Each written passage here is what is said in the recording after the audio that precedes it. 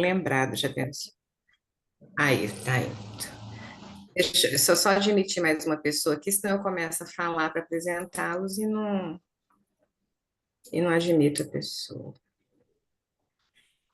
Então é isso, eu vou começar cumprimentando a todos, agradecendo Flávia e José Luiz por terem aceito esse convite, que foi feito em meu nome e em nome do Luiz Francisco Dias, que somos os coordenadores do curso de especialização em linguagem jurídica da Faculdade de Letras da UFMG, Universidade Federal de Minas Gerais, com o apoio da Faculdade de Direito também da UFMG. Vários professores de ambas as faculdades atuam nesse curso, assim como convidados de outras universidades do país. Então, comecei agradecendo, agora eu quero dar as boas-vindas aos alunos novatos que estão agora iniciando o curso, né? E da mesma forma eu quero cumprimentar os veteranos, que eu acredito que também estejam aqui participando do curso, da aula inaugural. Eu vou, então, apresentar o José Luiz, eu vou apresentar rapidamente, porque eu estou fazendo a dupla função de apresentá-los e de controlar aqui a admissão no chat, né? Eu queria fazer uma apresentação talvez mais longa, que faça jus ao currículo de ambos, mas farei uma apresentação mais rápida para não sacrificar a coordenação do chat. E eu queria também dizer que após a fala dos dois professores, eu vou ficar um pouquinho com o restante da audiência, né, com os alunos, para prestar algumas informações sobre o curso, principalmente em relação aos novatos. Essas informações podem ser importantes, né? É engraçado a gente falar novatos assim, né? Mas isso é bom, porque significa que vocês estão começando uma nova etapa da vida, né? Uma etapa acadêmica. Bem, o José Luiz tem um currículo muito extenso que é difícil resumir, e aí tudo que eu disser vai ser pouco frente às tantas conquistas do currículo dele, né? Mas eu vou ressaltar alguns pontos. Ele tem uma formação muito próxima do espírito desse curso de especialização, porque ele fez graduação em Língua e Literatura Francesa na Universidade de Nancy, na França, depois carreira na área jurídica, né? Graduação, mestrado e doutorado em Direito na UFMG.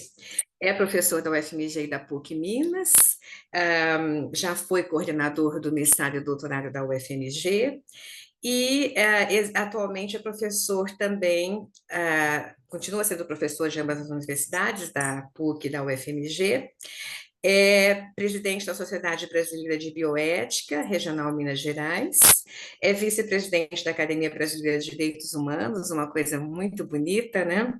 É membro da diretoria do Sindicato da PUB, quer dizer, tem atuação sindical também, né? O que é também muito importante, politicamente, eu acredito.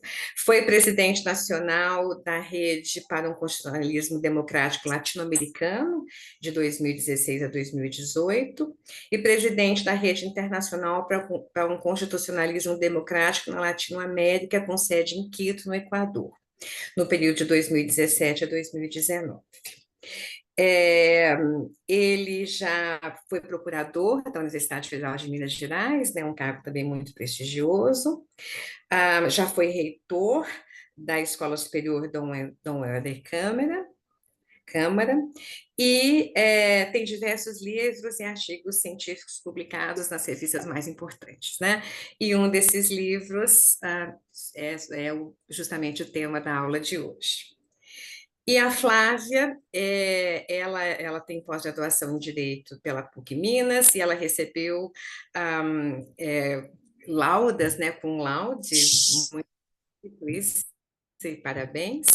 É doutoranda também pela PUC Minas, é membro do grupo de pesquisa e extensão em redes de direitos humanos da PUC Minas, e também é membro do Observatório de Direito Socioambiental e de Direitos Humanos na Amazônia, UFAM. É membro do Global Expert Group of Sustainable Universities, também muito interessante, diferente, muito atual, né?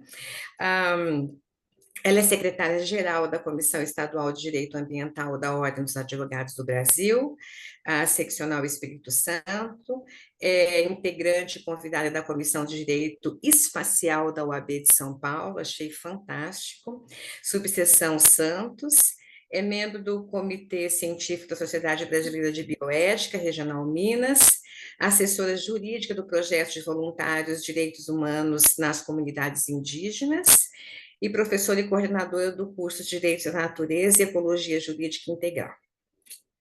Então é isso, muito obrigada. Vocês podem começar a fala, fiquem à vontade, se sintam em casa. Flávia, você começa. Agora é o desafio, compartilhar a tela. Espera aí.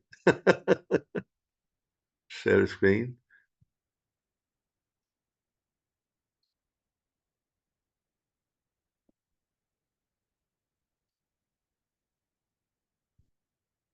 Pronto. Agora, isso, joia. Obrigada. Bom, boa tarde a todas e a todos, né? Eu gostaria aí, primeiramente, de agradecer, né, às professoras aí, Ana Larissa e também a Carla França, né, pelo convite. Essa interdisciplinariedade, né, como foi colocado aqui pela professora, ela é muito importante quando a gente aborda temas como, né, a gente está propondo aqui, que é o ecocentrismo, né, os direitos da natureza e os direitos, o direito dos povos originários, aqui não são os direitos dos povos originários posto pelo Estado, mas sim o ordenamento jurídico, né, dos povos originários mesmo. E isso principalmente devido ao fato de muitas línguas, né, terem sido literalmente aí cortadas, né, desde a época da colonização. Então isso é muito importante para a teoria crítica, para a teoria ecocêntrica e para a teoria decolonial do direito, que é a que a gente defende aqui. Então esse sentir pensar, né, esse resgate de palavras e significados que partem aí da cosmovisão dos povos originários é essencial para a gente proporcionar essas reflexões que são necessárias em um contexto aí de crise ecológica, né, crise climática, crise econômica, crise sistêmica. Pode passar, por favor, o slide.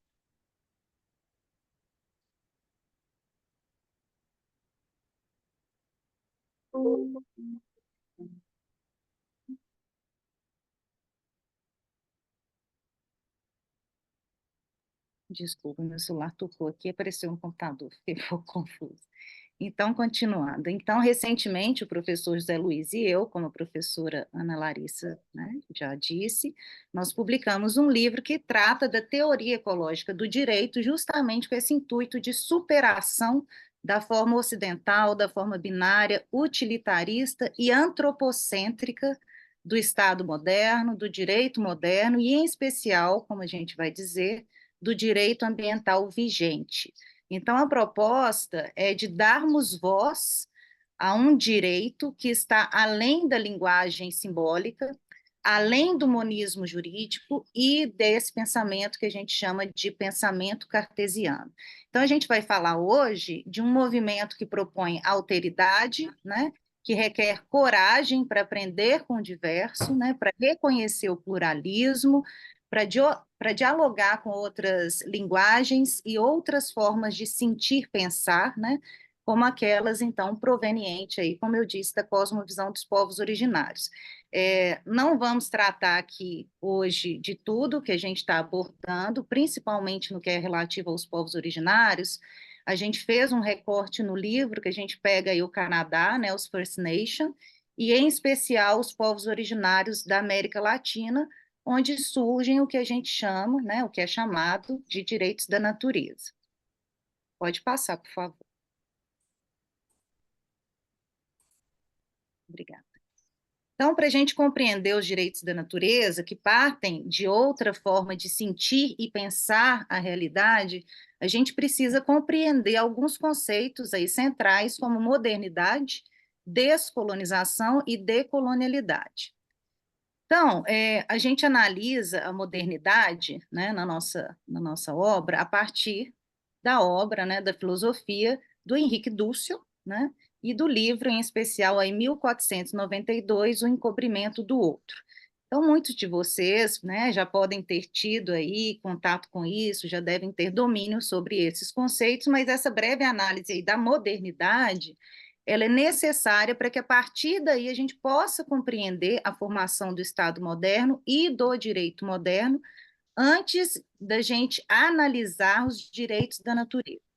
Então, isso é importante porque os direitos da natureza, né, eles são consequência direta desse enfrentamento dessas estruturas modernas que não dialogam com o diverso. Então, a gente pode dizer que a modernidade, né, ela é um fato europeu, como está aí, mas em uma relação de conflito com o não europeu. E isso porque a invasão e dominação militar do mundo, elas serão seguidas de uma dominação ideológica, e a Europa será apresentada aí, a partir de então, como um padrão a ser seguido pelos demais, né? Ou seja, por aqueles que não são europeus. Então, disso, a gente pode perceber que essa violência do ego, né, do cogito, do eu penso, essa violência ela nega tudo aquilo que se afasta ou se difere desse eu aí, entre aspas, né? Porque o europeu, o colonizador, ele não vê no outro a si mesmo. Então, aí, como exemplo, a gente pode citar também um professor da casa da PUC Minas, aqui, né, da nossa casa aqui, que é o professor Álvaro Ricardo Souza Cruz, que ele tem uma obra que chama Relatório Figueiredo, o Genocídio Brasileiro, e ele afirma, por exemplo, que o emprego das palavras índio ou indígena demonstra a violência de um eu que desconhece o infinito que representa o outro. Porque quando a gente diz índio, a gente pronuncia também aquilo que não é dito, né? Aquilo que é construído em torno de um preconceito, de uma suposta supremacia branca, europeia, entre aspas, civilizada, em detrimento, né, dos povos originários considerados aí por essa perspectiva bárbaros. Então, a devastação ambiental, ela entra em todo esse conceito, em todo esse contexto, porque a devastação ambiental que antes havia, né, deixado os países europeus à beira da falência dos recursos naturais, ela é trazida para cá, para o outro lado do Atlântico, repetindo os mesmos erros. Então, a modernidade, partindo dessa perspectiva, né, ela nasce desse movimento de transição em que a Europa se autoafirma o centro da história mundial. E a principal marca do Estado moderno é, então, a uniformização aliada à homogeneização e à normalização, ou seja, a negação do pluralismo e da diversidade. Pode passar, por favor. Zé, pode passar, por favor. Obrigada. E aí, daí provém, né, de tudo isso, provém a necessidade da invenção histórica de uma identidade nacional para os estados. E por quê? Porque esses diversos povos, comunidades, esses grupos que habitavam e habitam ainda, né, esses territórios invadidos e conquistados, eles foram obrigados a se submeterem, a partir do século XVI, a um único poder central. E que poder central é esse? O Estado, né? Essa criação, o Estado. E para isso foi necessário criar uma nova identidade, né? Que é a identidade nacional. Então, essa identidade nacional, ela vem encobrindo aí as diversas identidades, né, já existentes. Então, eu gosto de trazer sempre, aí, como vocês podem ver, esse trecho do verbete nacionalidade, presente no nosso dicionário de direitos humanos, né, que as pessoas podem baixar gratuitamente também. Esse verbete, ele foi escrito por um grande amigo que chama Nacumpé Fulcachó, e eu acho que ele ilustra muito bem a importância da plurinacionalidade para o desencobrimento ou mesmo para a desencriptação, né, dessa palavra nacionalidade.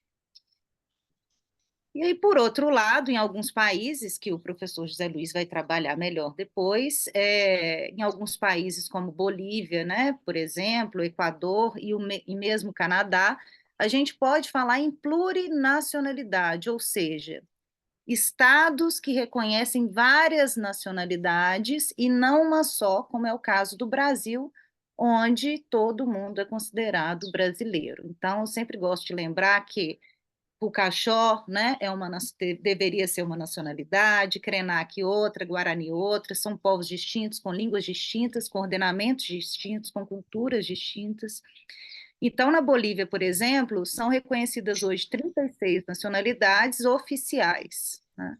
Então, o novo constitucionalismo latino-americano, que é esse movimento, ele parte dessa compreensão de um pluralismo de perspectivas, de um pluralismo de filosofias, de um pluralismo de formas de ver, de sentir, de compreender o mundo, de um pluralismo, inclusive, de línguas, né? E talvez seja o principal aqui a linguagem. Então, o novo constitucionalismo latino-americano, que vem com essa influência dos povos originários, ele parte de um pluralismo, que a gente fala que é um pluralismo epistemológico e ecológico. Pode passar, por favor.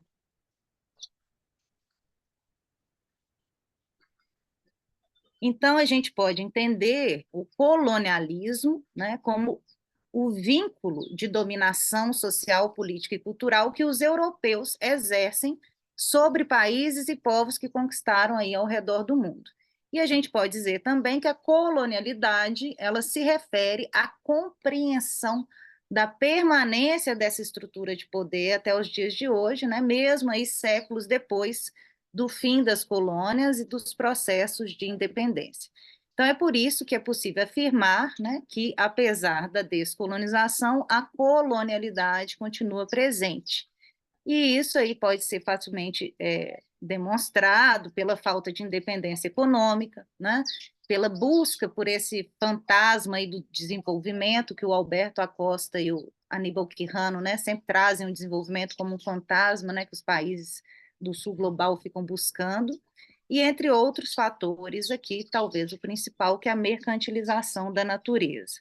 Então, esse processo de colonização do outro, né, humano e não humano, foi o que permitiu ao colonizador construir as bases para a formação de um modo de produção capitalista, alimentado pela exploração de recursos naturais e pela mão de obra barata. Então, a gente pode dizer que a devastação natural e cultural, que ainda está em curso, né, ela se inicia com a invasão da América e inaugura aí o que alguns cientistas, né, já chamam hoje de sexta extinção.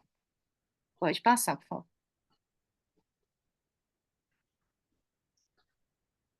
Então, aí a gente vem agora com o antropoceno, né, que a gente pode dizer que uma nova época geológica que, em tese, né, refletiria essa veloz transformação da Terra e foi denominada antropoceno e foi proposta e estudada por pesquisadores aí de diversas áreas, né, do mundo inteiro.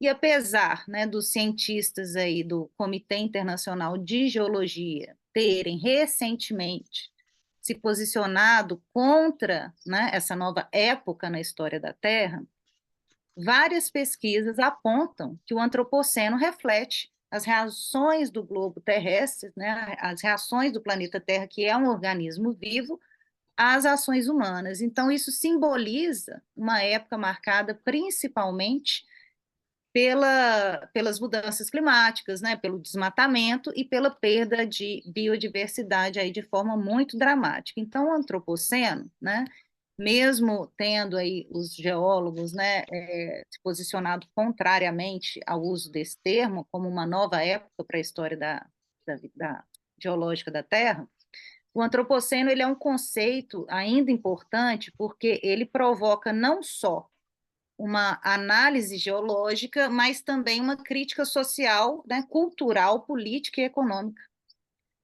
importante. Pode passar, por favor.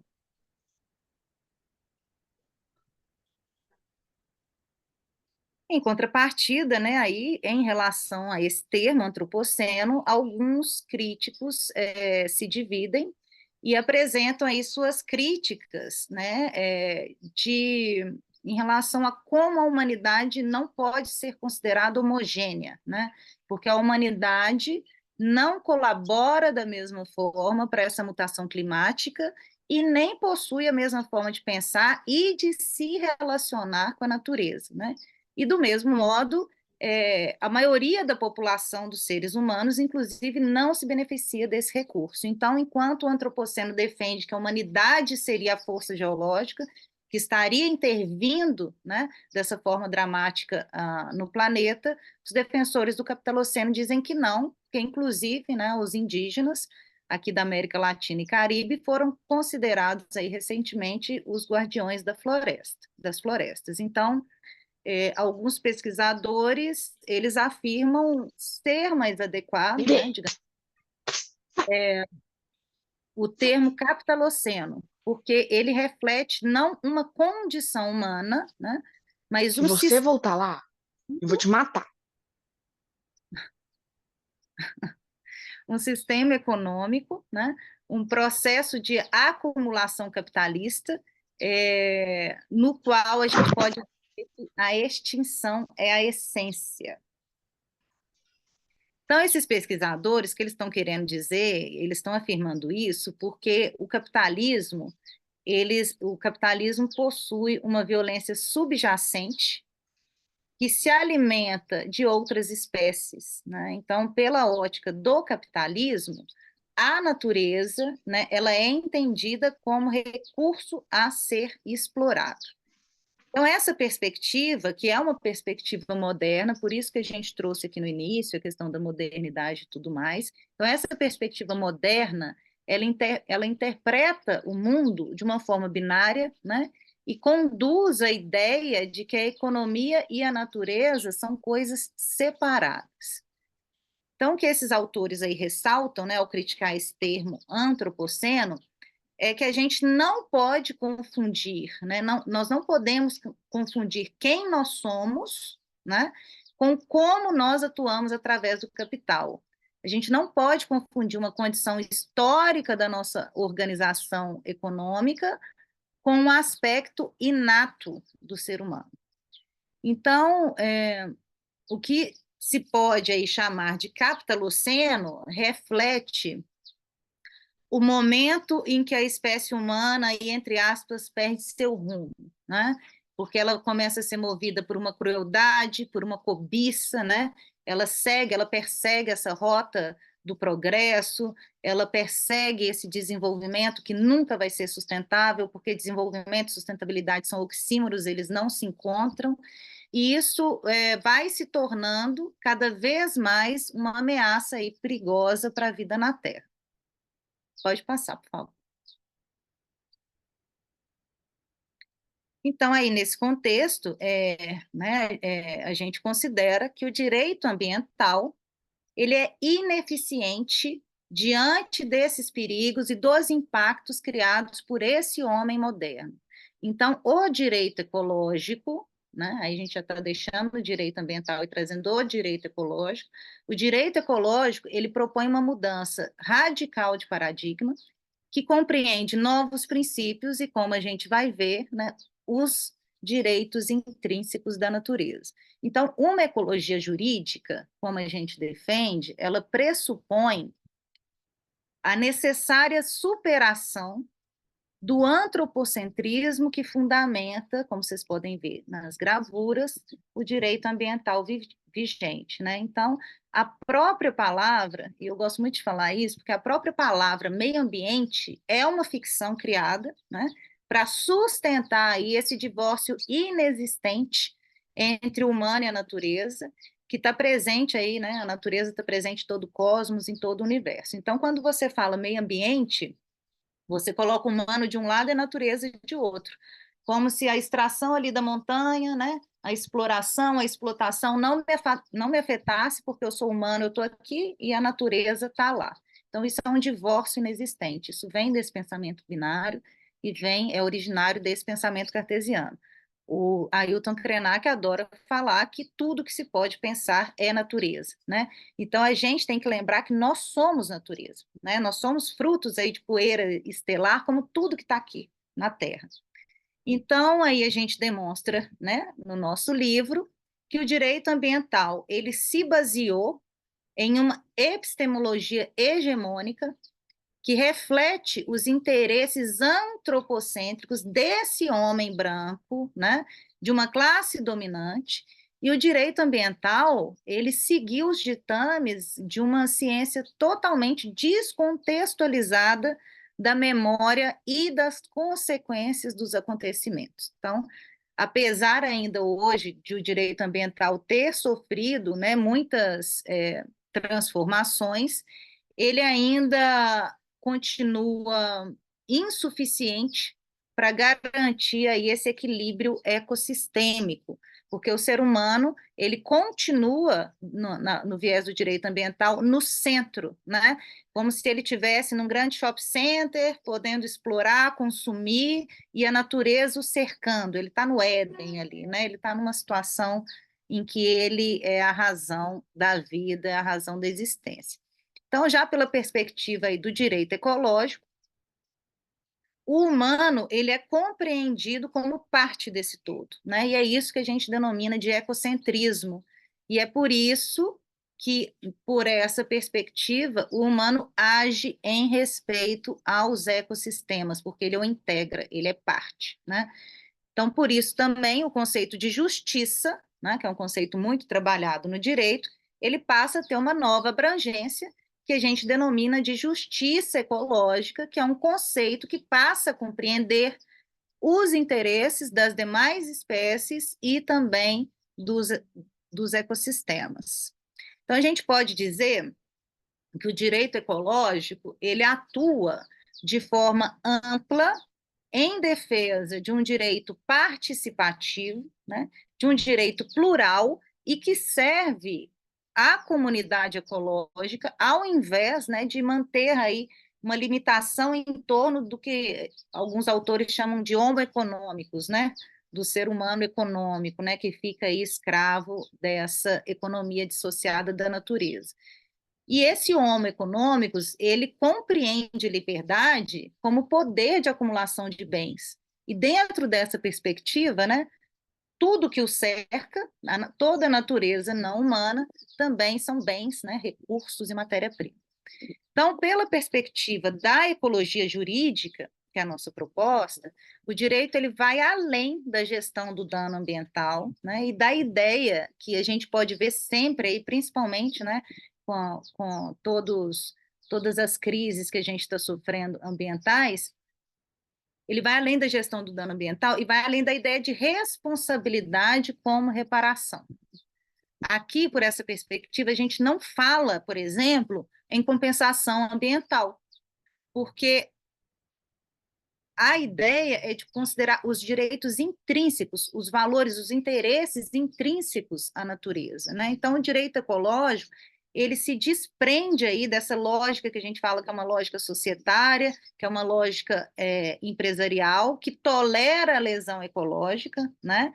E que mantém uma lógica de apropriação da natureza dentro de uma base civilista, né? Dentro de uma lógica do direito civil, do direito empresarial, né? O direito ambiental, ele é quase um direito empresarial, né? Então, e a gente fala isso porque o direito ambiental, ele legitima, né? Ele é criado para legitimar essas atividades, né? Criando regras para esse jogo dentro de uma lógica do direito privado. Enquanto o direito ecológico, ele trabalha com valores constitucionais, com valores fundamentais e com o que a gente chama de valores, né, coletivos e Já entreguei, agora existenciais. estou acessando a aula aqui. Pronto, já estou conectado na aula. Está conectado na aula. Ah, está conectado sim, tá certinho. É só mutar, por favor, no microfone. Então, aí Pode também outra novidade, que alguns princípios do direito ecológico, né, eles já são, inclusive, considerados pelo STJ, principalmente aí pelo atual presidente, o ministro Herman Benjamin, que afirma que o Estado brasileiro é um Estado ecológico de direito. Então, entre esses princípios do direito ecológico, né, que estão vindo à tona agora, a gente pode citar como exemplo a proteção integral, a solidariedade intergeracional e interespécies, a dimensão ecológica da dignidade da pessoa humana e o mínimo existencial ecológico, porque antes dessa visão ecológica a gente fala muito em dignidade da pessoa humana e mínimo existencial, mas agora a gente já fala em dimensão ecológica da dignidade da pessoa humana, né, e mínimo existencial ecológico. E, além disso, a gente também tem que lembrar do pluralismo jurídico, né, como acontece lá na Bolívia, que representa a possibilidade de diversos sistemas jurídicos complexos coexistindo aí no mesmo território. Então, esses paradigmas, né, que nós consideramos paradigmas avançados, eles impulsionam, como a gente vai ver, o reconhecimento da natureza na condição de sujeito de direitos. Pode passar, por favor. Então, aí, caminhando agora aqui para o final da minha fala, os direitos da natureza e a teoria dos sujeitos. Uma coisa que é importante a gente lembrar é que há pouquíssimo tempo atrás, né, porque se a gente pensar em termos principalmente, né, de história da Terra e da humanidade, as pessoas negras, né, foram escravizadas e não tinham direitos, as mulheres também não tinham direitos, inclusive eu falo que a mulher foi a primeira vítima da modernidade, né, se tornando coisa, propriedade, é por isso que existe casamento, né, o casamento surge disso, de um contrato, por isso que a mulher leva o nome do marido, né, era assim, hoje já não é mais, mas até pouco tempo atrás ainda era assim, a mulher carrega o sobrenome do marido porque ela pertence a alguém. Então, muitas vezes vem igual no meu nome, Flávia Alvim de Carvalho, né? O de é porque o Carvalho é o homem e ela pertence a ele, né? Então, a mulher, ela leva isso. Então, até pouco tempo atrás, quando a gente vai falar da teoria do sujeito de direitos, a gente pode ver que muitas de nós não tínhamos, né? Não éramos reconhecidas como sujeito de direitos. Povos originários também, né? Sempre tidos como incapazes, como se fossem crianças. Então, o que os povos andinos vêm promover, e aí começando com a Constituição do Equador, é o reconhecimento da natureza como sujeito de direitos, né, na condição de sujeito de direitos, por seu valor intrínseco, independentemente do valor utilitário, independentemente daquilo que ela pode fornecer para o ser humano. Então, a Constituição do Equador já reconhece a Pachamama, né, a Madre Terra, como sujeito de direitos. E depois a gente tem a Lei Marco de la Madre Terra, da Bolívia, né? Nós temos legislações no Panamá, no México, recentemente a gente tem na Espanha, inclusive, o Mar Menor foi reconhecido como sujeito de direitos.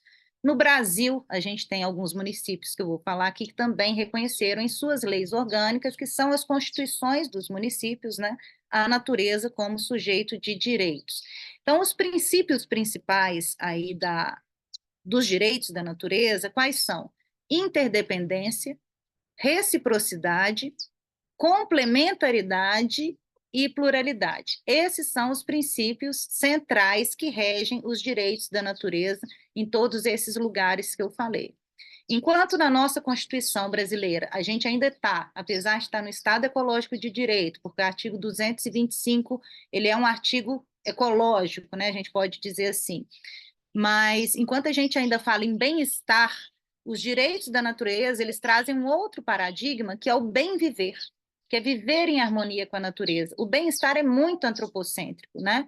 É para o ser humano, é aquilo que ele pode usufruir, e às vezes ele fica preocupado, assim, eu não vou utilizar muito aqui não, porque tem que sobrar para as minhas gerações futuras humanas, né? Enquanto os direitos da natureza, eles propõem o que a gente chama de solidariedade interespécies, porque a gente está vivendo uma época, como a gente viu aí, seja antropoceno ou capitaloceno, em que é preciso descobrir outras formas de reagir a esse colapso. Então, uma das propostas aqui é a simpoiesis, que é o regenerar com o outro, é com a outra espécie que eu vou descobrir, seja com os cogumelos, né, que se comportam aí de uma forma muito interessante em momentos de catástrofes, sejam com as algas marinhas, sejam com os outros animais não humanos. Então, o ser humano, ele precisa resgatar esses valores dos povos originários, né, para reaprender a viver, né, com esse todo aí, pertencente a esse ecossistema, que aí é que vem a harmonia com a natureza. Inclusive, hoje a ONU tem um programa, né, que chama Harmony with Nature, que é sobre isso. Então, fechando aqui, no Brasil hoje nós temos Bonito e Paudalho, primeiros municípios a reconhecer a natureza como sujeito de direitos. Cerro, né, aqui em Minas Gerais, que reconheceu a natureza também como sujeito, com um movimento muito importante dos quilombolas também participando disso, em relação aos direitos das águas. Florianópolis também reconheceu a natureza como sujeito de direitos. E a gente tem o Rio Laje também, né, que foi reconhecido recentemente como sujeito de direitos, e a Célia Chacriabá propôs agora, no Dia Mundial do Meio Ambiente, uma PEC para reconhecer na nossa Constituição a natureza como sujeito. Então, esse movimento também já se inicia no Brasil. Pode passar, Zé, por favor, finalizando. E aí eu coloco só para conhecimento de vocês uma opinião, né, consultiva, e saiu um pouquinho ruim da Corte Interamericana de Direitos Humanos, que fala que é condição sine qua non, né, digamos assim, é importantíssimo, é fundamental reconhecer os direitos da natureza. Saiu errado aqui, peço desculpas, deu algum errinho de digitação. Mas é isso, a gente coloca, né, no nosso livro, para quem tiver interesse, a, a história, né, a evolução aí, ou não evolução, né, evolução é uma palavra ruim, mas a gente coloca como o direito ambiental foi criado, né, como surgiu o direito ambiental até os dias atuais, para a gente chegar um pouco nessa mudança. Obrigada.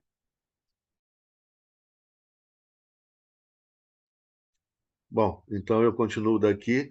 Eu não posso esquecer de passar o slide para mim mesmo, né? Porque eu vou ficar nesse slide até amanhã. O tema é fascinante, né? E a Flávia falando, trazendo diversos aspectos, dá vontade da gente não seguir o que eu tinha previsto aqui. Eu sempre faço isso. Mas, enfim, eu vou procurar seguir, mas eu quero trazer algumas reflexões a partir das reflexões da professora Flávia Alvim.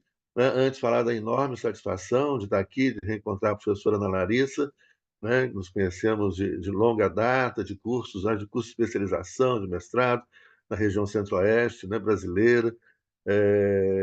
Enfim, a amizade de muitos anos, grande satisfação revê-la na Larissa, cumprimentar a todas, todos e todas aqui presentes. E aí, então, a Flávia traz, né, essa primeira parte, né, do nosso livro, alguns aspectos que são importantíssimos que eu quero comentar e, a partir daí, trabalhar o que está aí no slide, né, a diferença entre igualdade, diferença e diversidade no direito moderno, né, e agora na ruptura com esse direito moderno. Então, aqui há alguns pressupostos que são importantes para a gente começar essa segunda parte, né, da nossa conversa. Primeiro que a gente está, né, vivendo um momento de revelações. Né? E a gente fala isso, fala, olha, então agora o Zé Luiz vai fazer um discurso religioso. Não, né? Mas a gente está no momento mesmo de um fim de um mundo e início de outro mundo.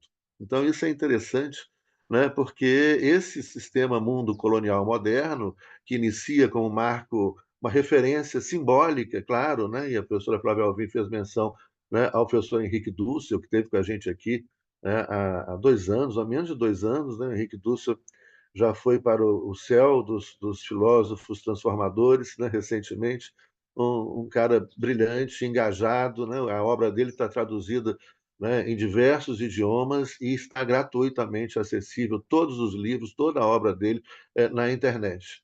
Né? O que é um movimento que tem acontecido também pelo mundo afora, que vem sendo chamado de copyleft. Né? Ou seja, a ideia pode reproduzir, tirar xerox, etc. É importante que as pessoas leiam, pensem, reflitam, né, criticam, e o Henrique Dussel está nesse movimento. E aí, então, a gente tem um primeiro pressuposto de que a gente está nesse momento de desocultamento, né, muito importante, e que marca também, né, um segundo pressuposto, que é o fim do sistema mundo colonial moderno. Então, há um ciclo, né, a referência simbólica, dialogando com Henrique Dussel, o ano de 1492, né, 1492, porque ali tem 3 eventos, como eu disse, é uma ruptura simbólica, é óbvio que não há um dia, mês e ano, né, para começar a modernidade, o Estado moderno e o direito moderno. né? Mas essa é uma referência simbólica, porque ali em 1492 acontecem 3 eventos que ajudam a gente a entender essa modernidade que agora vai chegando ao seu final. A gente está num momento de ruptura, de desocultamento fantástico, né? Que eu vou comentar daqui a pouco, e a professora Flávia já trouxe a questão aí da diversidade, né? Como um marco importante desse momento que a gente está vivendo. Então, a 1492, a gente tem ali 3 eventos, né? Que é o início da invasão da América pelos europeus, pelo homem branco europeu, começa a marcar, então, essa era, né, que é uma era machista, racista, né, da hegemonia do homem branco, né, e que se funda ali, entre outros pensadores, é lógico que isso aí não foi René Descartes, né, que inventou, mas que essa ideia das separações, várias separações modernas que a gente vai encontrar em vários autores a partir desse momento. Entre essas separações, a separação entre razão e sentimento, né, entre corpo e alma, e várias outras separações que a modernidade vai trazer desse binarismo, né, entre o nós e os outros, né, o nós civilizado, evoluído, né, e o outro a alteridade, ou seja, aquele que não é homem branco, inferiorizado, a lógica que marca essa racionalidade moderna, que é uma lógica de subalternização daquele que não é masculino, né, que não é branco, que não é europeu. Né? E Descartes vai, né, trazer aquela ideia, né, de que existem corpos sem alma, né, e corpos com alma, corpos sem razão e corpos com razão. Isso explica muito da violência moderna. Então aí a gente está nesse momento onde esse ciclo moderno vai chegando ao seu esgotamento, ao seu final, por diversas razões e por todas essas crises que a gente vai vivendo, né? Uma crise econômica, moral, uma crise ambiental, uma crise ecológica, né? Uma crise ética, uma crise do direito moderno, do sistema e da racionalidade moderna. Então, esse momento é justamente o momento onde então começam essas revelações, começa um processo de desocultamento. E aí então que vem a conexão com essa ideia de decolonialidade, né? Como a Flávia mencionou, você tem primeiro um processo de descolonização, com a saída, a expulsão, as guerras coloniais, a expulsão das tropas estrangeiras, né? Da Ásia, África, Oceania, América, né? Dos invasores europeus que invadem né, tudo isso a partir de 1492, que é justamente o início da invasão da América e da invasão do mundo pelo colonizador europeu. Um segundo evento que marca o início do Estado moderno, da formação do Estado moderno, aí também dialogando com Henrique Dussel e vários outros autores a partir dele, né, que seria a expulsão dos mais diferentes da Península Ibérica, né, a expulsão dos mouros, muçulmanos e judeus da Península Ibérica. Em 1492 cai o Reino de Granada, né, no sul da Espanha, o último reino muçulmano, e uma marca, então, para a formação desses estados modernos, primeiro Portugal, depois Espanha, França, Inglaterra, Holanda, e a maior parte dos estados se formam no século XIX e no século XX. Né? Hoje são 193 estados formatados dentro da lógica europeia, do direito europeu, que integram as Nações Unidas. Né? Ontem a gente, né, quem assistiu à abertura das Olimpíadas, né, é uma festa super moderna, onde desfilam, né, as nacionalidades inventadas nessa modernidade, né, para comemorar esse processo de uniformização e de invenção desses estados nacionais modernos, padronizadores, uniformizadores. Né? Então a gente viu um monte de bandeiras, né, naquela festa, né, super moderna, mas com uma pretensão, né, de pós-modernidade, né, dentro da lógica identitária. Enfim, tem muita coisa para discutir, mas vamos por partes, que a gente ficou a tentação de trazer, né, Flávio, essas coisas assim. Mas vou me ater ao script. Então, a gente tem esse momento de revelações, né, de desocultamentos. A gente está vivendo esse momento muito importante, que é, então, justamente o que marca essa crise radical desse sistema mundo moderno e dessa racionalidade moderna. E o que é essa racionalidade moderna? Essa racionalidade moderna é uma forma de ver o mundo, de interpretar o mundo, né, de decifrar esse mundo moderno e de condicionar a visão moderna do mundo. Então, a gente coloca sempre alguns aspectos que marcam os fundamentos dessa racionalidade moderna. Né? O primeiro, a uniformização ou a padronização, e que começa nos estados modernos com a uniformização e a padronização da linguagem. Né? A primeira gramática moderna, do Estado moderno, né, subordinada ao Estado moderno, o Estado começa a dizer, então, qual que é o significado das palavras, qual que é a gramática, né? E é óbvio, né, como é impossível a neutralidade para qualquer ser vivo, como é impossível a neutralidade do ser humano, né, não há, né, neutralidade na gramática moderna. A gramática moderna ela cumpre a sua função e ela reproduz, portanto, um mundo branco, machista, né, um mundo masculino, né, e o Estado espanhol vai ser a primeira gramática oficial. O castelhano se torna a língua oficial, né, da Espanha, e o Estado, então, cuidadosamente começa a dizer para os seus cidadãos agora padronizados e limitados, né, por essa gramática, por essa linguagem, né, por essa gramática normativa, como que eles devem pensar, qual que é o significado das palavras. É muito forte. Você imagina um poder que vai ser inicialmente o poder do Estado moderno, que vai dizer qual que é o sentido das palavras que nós experimentamos diariamente, né? Qual que é o sentido de palavras importantíssimas, como liberdade, né? O que que é liberdade? Eu lembro, entre os diversos absurdos que a gente ouve diariamente na imprensa, eu lembro uma reportagem, isso veio à cabeça agora, que teve depois da guerra do Afeganistão, é, uma repórter da Globo que estava lá morrendo de medo, né? As bombas ainda estourando lá perto, né, de Cabul, da capital do Afeganistão. Ele falou: no país vai voltando à normalidade, a liberdade vai voltando, agora as pessoas vão ter acesso novamente à internet, os automóveis, aumentou o número de automóveis circulando em Cabul.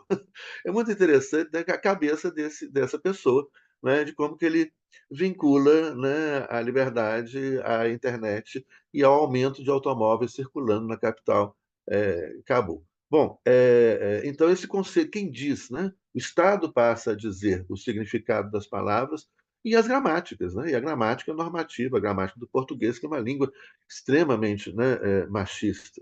O nosso plural sempre vai para o masculino. E as pessoas, tem pessoas às vezes que falam: olha, isso não tem importância, que bobagem, professor, isso é um detalhe. Não, né? Nada é por acaso, tudo cumpre uma função, e principalmente as questões que são sutis. Uma coisa é você chegar, né, um professor, uma professora chegar hoje em sala de aula, né, e falar: olha, o homem vale mais, né, do que a mulher, e outra coisa é isso ser dito o tempo todo, né, pela gramática das línguas modernas, né, de formas distintas, diferentes, mas da língua portuguesa que a gente vai mencionando, né, como se estiver em sala de aula, né, um homem e 50 mulheres, vamos dizer, eles estão em sala de aula. Essa sutileza, o efeito disso, né, na cabeça de uma criança que absorve tudo igual esponja, muito mais do que a gente, que já vai aprendendo desde cedo, né, de que o homem vale muito mais do que a mulher. Então, esse é um primeiro elemento que marca a racionalidade moderna, né? Uma razão masculina, uma razão branca, das gramáticas normativas. O Estado, então, começa a uniformizar, a padronizar, e o Estado moderno precisa, né, precisa disso. E vem aí outros elementos dessa racionalidade moderna que a Flávia mencionou, né, uma lógica binária de subalternização do outro. Então, o mundo simplificado, o mundo moderno, é um mundo que ganha, e aí uma contradição interessante, né, que ele ganha em complexidade cada vez maior, a gente está num mundo hipercomplexo, mas que ele procura o tempo todo, né, padronizando a linguagem, simplificando o mundo, né, fazendo com que as pessoas não consigam dar conta dessa complexidade. E entre isso, a partir da própria linguagem, a partir da própria gramática, da gramática normativa. Tem um livro de um anarquista italiano que eu amo, que é o Franco Berardi. O Franco Berardi começou a ser traduzido recentemente para o português, e entre as obras fascinantes dele tem uma que chama Depois do Futuro. É depois do futuro mesmo, Flávio? Depois da manhã? Acho que é depois do futuro. Depois do futuro. Depois do futuro. Isso, é depois do futuro. Onde ele se aventura a fazer de maneira, ele escreve de maneira poética, falando como a linguagem, né, as palavras, né, começam a ser inventadas, a gramática começa a ser construída como algo que vem somar às outras várias formas de linguagem, de comunicação, né, que tinha esse ser humano, né, antes da gramática moderna, antes da construção, né, da gramática, antes da construção dessas nomeações de palavras que são inventadas. Ele fala como que a gente se comunica de diversas várias formas, né? Pelo olhar, pela energia, pela arte, pelo desenho, pelo comportamento, né? Pelo gesto e diversas outras formas. E aí, então, a palavra, o verbo e a gramática deveria somar, né, a essas outras várias formas de se comunicar, né? E, entretanto, o que a modernidade faz é começar nas suas separações, né? Separar o sentir do pensar, começar a limitar a gramática, a dizer o significado das palavras, nos obrigar a falar de uma maneira correta, né? Entre aspas, e cada vez mais, então, ir eliminando as formas de comunicação. E a gente vive hoje num mundo tão acelerado, e de comunicação instantânea, onde cada vez ocorre menos comunicação entre as pessoas. As pessoas não têm tempo, não tem tempo para ler, não tem tempo para pensar, não tem tempo para criticar, é tudo um mundo cada vez mais acelerado, e o Franco Berardi nos chama a atenção disso. Bom, voltando então para esse Estado moderno ele precisa padronizar, ele precisa uniformizar, porque tem uma novidade agora, que é, a partir de 1492, a formação de Portugal, de Espanha, depois França, né, esse Estado moderno passa a ter um poder centralizado, unitário, né, um poder central que todos os cidadãos desse Estado, inicialmente súditos, né? Esse Estado nasce absolutista, depois ele se constitucionaliza, esses súditos precisam obedecer. Então, as pessoas precisam reconhecer esse poder. E esses estados, né, estão em territórios mais amplos, onde você tem diversos idiomas, diversas culturas, diversas arte diferente, alimentos diferentes, comportamentos distintos, né? No espaço, por exemplo, onde se constitui hoje a Espanha moderna. Você tem ali, né, andaluzes, né, na época a uma cultura ainda fortemente de língua árabe, de cultura islâmica, né? A partir de 1492, você tem os reis católicos expulsando o sheik Bob Dil da Andaluzia, mas onde há um tratado, né, ali entre o sheik Bob Dil e os reis católicos, de que os reis católicos se comprometiam a respeitar a religiosidade, a linguagem, a cultura, né, dos árabes muçulmanos ali do sul da Espanha. Só que eles não respeitam esse tratado e começa então já o extermínio, a expulsão, as torturas da Inquisição, né, naquele período. E há então, esse momento de invenção dessa Espanha moderna, né, o que a Flávia falou, você inventa o espanhol por sobre aquelas culturas e aquelas nacionalidades pré-existentes. Há um processo de padronização, de uniformização, que passa pela padronização da linguagem. Então, agora o basco, o catalão, o galego, o andaluz, né, cada um tinha sua cultura, seu alimento, né, povos que já se desentenderam, já brigaram, já se mataram no passado, cada um com seu idioma, agora todos são obrigados a falar o castelhano, né, de uma forma não livre. Ou seja, agora todos, você começa a ter uma escola que vai obrigar. Eu sempre lembro aí do Pink Floyd, né, e aquela sensacional música, né, Another Brick in the Wall, que tem aquele desenhozinho, né, do papel da escola moderna, né? Da escola moderna e da universidade moderna, né? Padronizar, aí vem todas essas coisas insuportáveis, né? Do padrão Qualis, revista Qualis. Você não escreveu uma tese de doutorado citando um monte de alemães, italianos, franceses. Depende da linha. No direito, por exemplo, depende. Se for italiano, muito direito penal, né? O alemão, muita filosofia do direito, o francês, o direito constitucional. Depois a gente inventou de copiar os norte-americanos, aí começou a citar, né, os norte-americanos. Então, e se você não citar uma boa dúzia de homens brancos europeus, né, seu trabalho não vale nada e você vai ser reprovado nessa universidade padronizadora que procura, de todas as maneiras, se libertar disso, né? Mas que ainda a gente está cheio de padronizações, né, pela CAPES, etc. Uma vez eu cheguei para os alunos do, do doutorado, né, eu falei, olha, esse semestre vão fazer um trabalho, vocês vão desrespeitar todas as normas da BNT, exceto uma importantíssima, que é citar o autor, né, a fonte. Isso é honestidade intelectual. Mas fora isso, você pode citar no teto, no meio do texto, no canto do texto, né? O resto tudo você põe a introdução no final, pensa livre, cria, inventa, né? Que é, né, o nosso papel, né? Mas que é o que toda a modernidade procurou não permitir, né? É padronizar, uniformizar a linguagem, etc. Então, essa lógica, né, e isso imposto de forma violenta pelo Estado moderno. E a gente tem, então, outros elementos, né, dessa racionalidade moderna, a invenção do indivíduo, a separação do indivíduo da natureza, né, tá aí uma outra separação moderna, que a Flávia mencionou, uma lógica binária de subalternização do outro, onde existe o nós superior, né, o europeu, né, isso está em Hegel, isso vem em Kant, até no nosso querido Marx, né, essa ideia de uma superioridade da filosofia europeia, da filosofia alemã.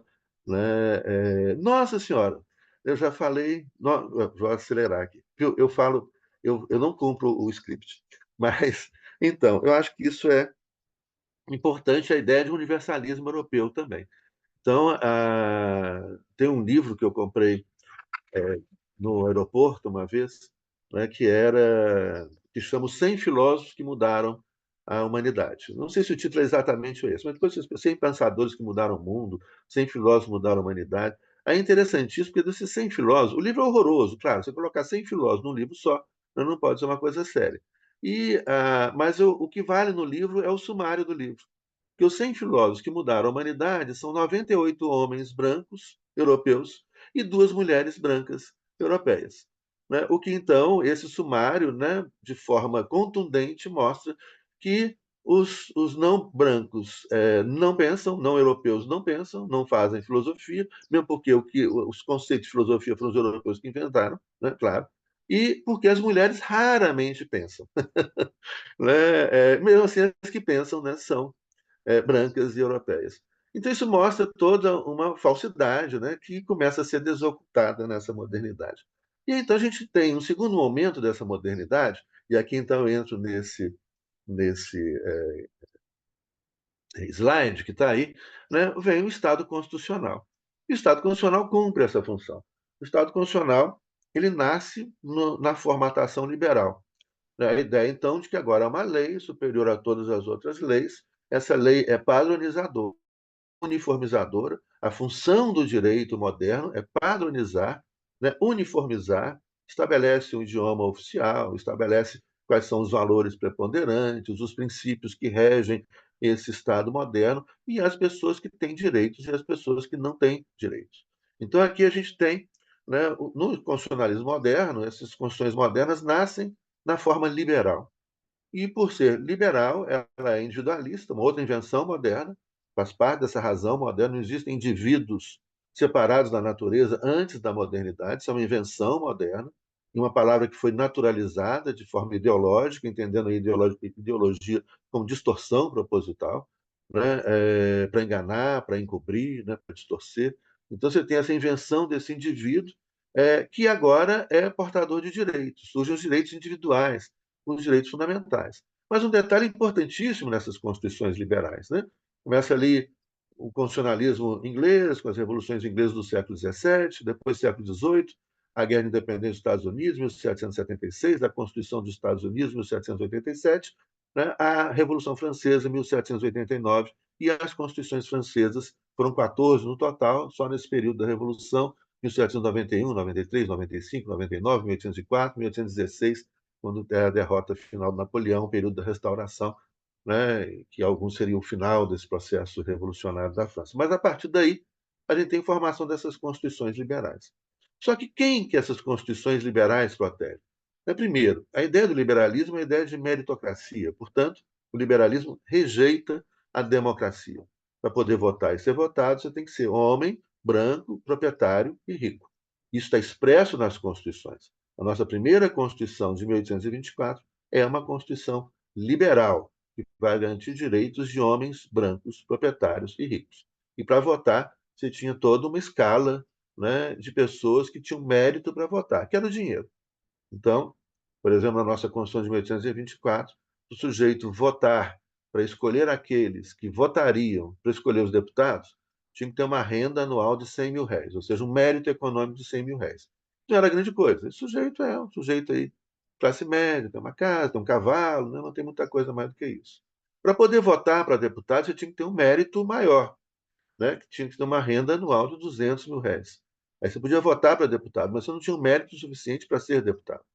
Para poder ser deputado, tinha que ter uma renda anual de 400 mil réis, 4 vezes maior do que aquele inicial que podia votar só para escolher aquele que vota para deputado. E o sujeito que tinha a meritocracia máxima, o mérito máximo, é aquele que tinha uma renda anual de 800 mil réis. Esse podia ser candidato ao Senado. Né? O liberalismo não é democrático, ele é individualista. Né? A democracia ela é coletivista, ela significa a vontade da maioria, do coletivo majoritário, e as constituições liberais rejeitam isso. E traz uma ideia, o liberalismo traz uma ideia, né, que ontem também, lá na abertura, né, a igualdade. Olha, que igualdade é essa? Então, vamos acabar, deixar desses romantismos falsos, superficiais e equivocados. Né? Ah, bom, de qual igualdade? Os revolucionários franceses até falaram de uma igualdade econômica, falaram sim.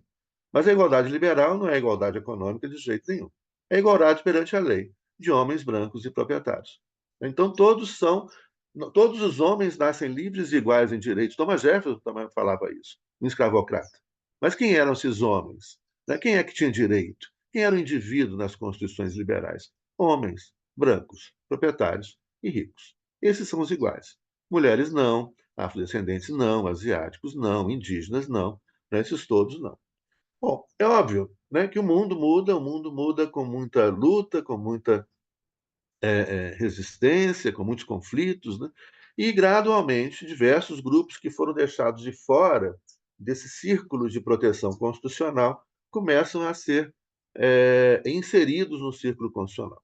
Então, você tem o movimento das mulheres sufragistas, os vários movimentos feministas, né, o movimento negro, o movimento indígena, vários povos que tinham sido deixados de fora das constituições liberais. Né, ali dentro, protegidos eram só os indivíduos, né, homens, brancos, proprietários e ricos, não se esqueçam disso. Isso até a Primeira Guerra Mundial, as constituições liberais. Né, direitos iguais entre homens e mulheres no Brasil, só com a Constituição de 1988, mesmo assim no nosso Código Civil é só a partir de 2003, né? Então, durmam com um barulho desse, né? E mesmo assim, na realidade, não há essa igualdade, né? A violência toda continua aí, tem todo o preconceito, o machismo, né? O racismo está aí, embora formalmente essas constituições procurem, né, expulsar isso do sistema, né, jurídico e condenar isso. Então, gradualmente, com esses movimentos, esses grupos, alguns grupos que estavam de fora do sistema de proteção constitucional, começam, depois que eles se organizam e lutam, a integrar esse grande sistema de proteção constitucional.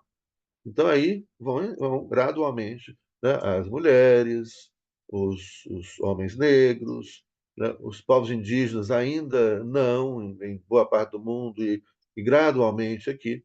Mas muitos desses grupos não querem entrar dentro desse círculo.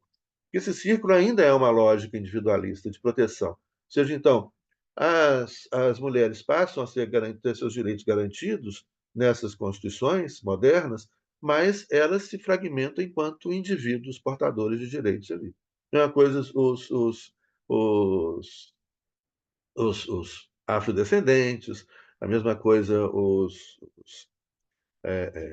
os gays, a população LGBTQIAP+, né, a mesma coisa os indígenas, etc. E muitos desses grupos, como os grupos quilombolas, né, os povos originários, eles não querem ser diluídos, eles querem continuar existindo coletivamente. Então, aqui vem o segundo conceito importante, né, que é o direito à diferença. Olha, o direito à diferença, isso vai começar a aparecer só no final do século XX, é muito recente. Quando, então, a Constituição do Brasil, por exemplo, e outras constituições importantes do final do século XX, Guatemala, década de 70, Colômbia, 1993, Venezuela, 2000, né? Essas constituições começam, então, a garantir direitos coletivos, ou seja, garantir a existência, a possibilidade das pessoas existirem com seu idioma, com sua cultura, com seu direito, com sua forma de organização familiar, social, econômica, política, dentro desse grande sistema constitucional. Isso a nossa Constituição de 88 faz. Então, reconhece o direito dos povos quilombolas continuarem existindo enquanto quilombolas, mantendo sua cultura, mantendo sua tradição, mantendo toda a sua história de resistência e de luta, mantendo, né, aquilo que eles trouxeram, né, do seu idioma, das diversas culturas africanas, né, onde tudo começou, aliás, é importante se diga isso, onde começou a filosofia, onde começou tudo, né, é na África, né, e a África que, e toda essa diversidade ocultada por palavras inventadas pela violência do colonizador branco europeu, como, por exemplo, a palavra índio, né, olha, não existem índios, né, o que existem são diversas etnias, né, a Flávia mencionou, né, são milhares de etnias na América. né? Cada um com sua cultura, com sua espiritualidade, com sua forma de organização. Índio é uma palavra de apagamento, de encobrimento, de ocultamento, né? De rebaixamento, da enorme diversidade, né? Dos povos originários que habitam essas terras e outras terras pelo mundo afora. Negro é uma outra palavra de ocultamento. Não existiam negros antes da modernidade. Negro é uma palavra de violência do homem branco europeu, que invade a África, né, que sequestra pessoas e traz as pessoas para serem escravizadas aqui. Né, isso, e que vai, é óbvio que, olha, existe o índio? Existe, né, essa invenção de violência do europeu. Né, existe o negro? Existe a diáspora negra, né, mas essa palavra que foi uma palavra que surge pelo colonizador branco, de ocultamento do monte, da imensa diversidade de milhares de culturas africanas, né, com formas de organização social, política, econômica, idiomas diferentes, culturas diferentes, portanto, formas de traduzir, de sentir o mundo diferentes. Né? É o sentir e pensar que a gente precisa resgatar, né, dessa separação moderna que foi feita. Então, as constituições, no final do século XIX, a do Brasil entre elas, começam a acolher esses grupos e protegê-los. Mas ainda tem alguma coisa que ainda é o padrão europeu moderno da teoria constitucional moderna. Então você fala, olha, existem os quilombolas, os povos originários, as diversas culturas originárias, as culturas dos povos quilombolas, mas existe um grande padrão ainda, né, que é esse padrão que veio, né, da Europa, que é o padrão hegemônico. E aí a gente chega, então, ao terceiro conceito, né, que isso vem, então, nas constituições fantásticas, que merecem, que devem ser estudadas, das constituições dos estados plurinacionais. Equador, 2008, Bolívia, 2009. Aqui um parênteses, eu vou caminhando para o final aqui, para não invadir, para dar tempo de discutir, né? É muita coisa. Ana Leite, depois você tem que criar uma disciplina sobre esse tema e chamar a gente para dar aula aí na especialização, porque tem muita coisa interessante para a gente, né, conversar a respeito disso. Já criei, estou criando agora. É muita coisa interessante para a gente falar em pouco tempo, mas obviamente que uma fala, né, de 25 minutos, eu já passei dos meus 25 minutos aqui, mas é mais provocativa mesmo, né? Para incentivar as pessoas a buscar, né? Ler o nosso livro, né? Vai buscar lá o blog, né? Enfim, e a gente tem a oportunidade de ter outras conversas. Mas a ideia da diversidade, então, são essas constituições. Só um parênteses, como eu ia dizendo, não confundam, e as simplificações, né? É o que a gente tem vivido muito, principalmente com o ignoródio, né? Que tomou conta de vários países pelo planeta fora, inclusive do Brasil, né, com esse binarismo, né, horroroso, com o racismo que nunca deixou de existir, mas que cresceu, né, recentemente no Brasil, nos Estados Unidos, né, em outros países onde o fascismo e o nazismo vêm crescendo, que é evitar essas simplificações, o negacionismo, a estupidez, né? E o Lacan usa muito essa palavra ignoródio. Lacan ele fala das três paixões humanas, né? Do amor, enquanto paixão, existem outras formas de amor, o amor, paixão, o ódio, paixão, e a ignorância, paixão. Ele fala, o amor e o ódio, paixão, sempre vem acompanhado da ignorância. E o ignoródio que toma conta, né? Tanto, a gente vê nos Estados Unidos, né? O Trump, essas coisas, nossa, é desesperador quando a gente vê essas coisas. Então, a gente evitar essas simplificações, oferecer complexidade, dar chance à complexidade. E quando a gente fala, né, das constituições da Bolívia e do Equador, são constituições que elas têm a força de romper com a modernidade padronizadora branca europeia. Ela tem a força de romper com a teoria da Constituição europeia, de trazer outra coisa. Ela traz elementos. E é isso que a gente vem estudando desde a Constituição do Equador de 2008 e da Bolívia de 2009. É óbvio, gente, que essas constituições, esses textos constitucionais e todo o movimento dos povos originários, riquíssimo na Bolívia, no Equador e pelo mundo afora, Canadá, né, aqui no Brasil, etc., com dimensões diferentes, com características distintas, né? Nós estamos falando de diversidade, então um não é igual ao outro, né? Mas é óbvio que isso não tem como você mudar 500 anos de opressão, de violência, de uniformização, de padronização em pouco mais de 10 anos. Óbvio que não. Então, são diversos os problemas que ocorrem na Bolívia e no Equador. Mas a conquista dessas constituições e essa luta do povo boliviano e equatoriano contra todas as resistências, né, principalmente da população minoritária desses países, branca, né, do machismo, do racismo presente lá, dos invasores europeus, isso é muito bonito e está aí. Né, isso é um processo. É um processo de luta, de resistência também de 500 anos, e que agora vai crescendo e que dá muita esperança. E essas constituições, então, trazem um elemento muito diferente, né? Porque ela tem a força de procurar romper. Eu digo procurar romper, porque é um processo que está em curso, com avanço e retrocesso, mas procurar romper com a padronização e com a hegemonia branca e masculina. Né? Isso é muito interessante. Então, veja bem, a gente imaginar se, no primeiro, quando eu falo em igualdade perante a lei, é uma lógica liberal, ainda individualista, onde esses grupos que foram excluídos passam a integrar, né, um sistema de proteção constitucional, mas ali eles se diluem no individualismo liberal, né? E que, portanto, né, as formas, né, as culturas diversas, as formas de organização cultural, familiar, econômica, etc., né, diversas, não querem entrar nesse sistema e se diluir, acabar, né, morrer ali, né, com o individualismo liberal. Então, você tem um segundo momento, que é o momento onde essas constituições protegem esses grupos, continuarem existindo com seus valores, com sua forma de existência, com sua espiritualidade, com sua cultura, com seu idioma, né, com sua forma de ver, de perceber, de sentir o mundo, né? Agora, nesse momento, a Constituição da Bolívia e do Equador, elas pretendem o quê? Falar, olha, agora não existe mais nenhum sistema hegemônico, né? O sistema constitucional que veio da Europa, né, esse sistema padronizador, ele agora passa a ser mais um em meio a diversos outros círculos autônomos, né, de organização social, cultural. Então, cada uma dessas culturas, elas vão fazer sua própria forma de existir, vão se organizar, né, vão se constituir, né, elas vão ter formas de constituição própria, né, mantendo a sua cultura, sem se subordinar, sem se submeter a um outro que se pretende superior, né, que foi nesses últimos 500 anos esse homem branco europeu e essa cultura europeia, os idiomas europeus, etc. Então, olha que sensacional, isso é muito bonito. Na Bolívia, você tem hoje 36, isso a Flávia mencionou, 36 formas de organização social, política, econômica, familiar, 36 idiomas oficiais diferentes.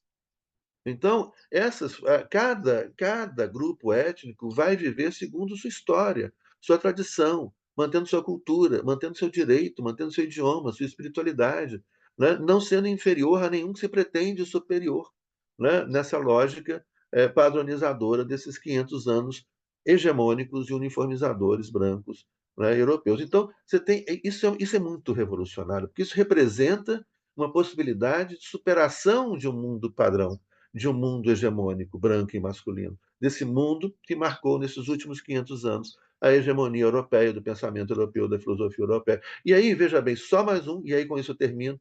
Não significa, de jeito nenhum, que a gente vai inverter a lógica. Significa abandonar o binarismo. Então não significa, então agora é o bom selvagem. Não, não, a história do bom selvagem. Não, não é isso. Não tem bom selvagem, não tem nenhuma ilusão.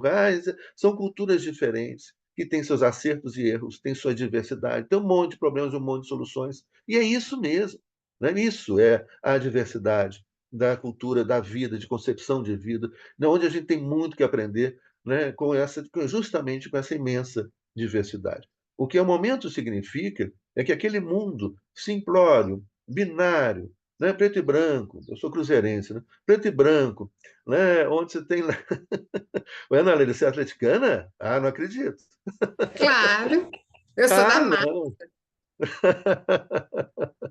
Esse mundo, né, simples, quadradinho, né, cinzento, aquela coisa assim, né? Homem e mulher, norte e sul, leste e oeste, bom e mal, aquela coisa simples assim, da modernidade, né? Ele deu espaço a um mundo extremamente colorido, com uma diversidade gigantesca. Isso é muito bonito. Isso amedronta, né? Por isso também explica um momento de reação, de negacionismo, de ignoródio, né? Porque isso assusta. As pessoas vão saindo daquela. Nossa, tanta coisa que a gente não sabia que existia. Eu não sabia, até 20 anos de idade, eu não sabia que eu vivia numa cidade, Belo Horizonte, onde se tinha quilombos urbanos. Eu nunca tinha ouvido falar aos 20 anos de idade. Eu não sabia que na região metropolitana se tinha milhares de povos originários, indígenas. O livrinho que eu estudei lá no primário, quando aparecia um indígena, aparecia o que a gente se fantasiava de indígena, né, para ir para o carnaval, a gente se fantasiava de indígena canadense, com calça comprida, mocassim de franjinha, né, e manga comprida. Imagina, na Amazônia, você de calça comprida. Aí a gente fala, olha, tem alguma coisa errada, né, nessa floresta tropical. O cara está de calça comprida, manga comprida, franjinha. Vocês lembram disso? De franjinha, né? Eu já fui de fantasia para o Carnaval de Belo Horizonte com isso.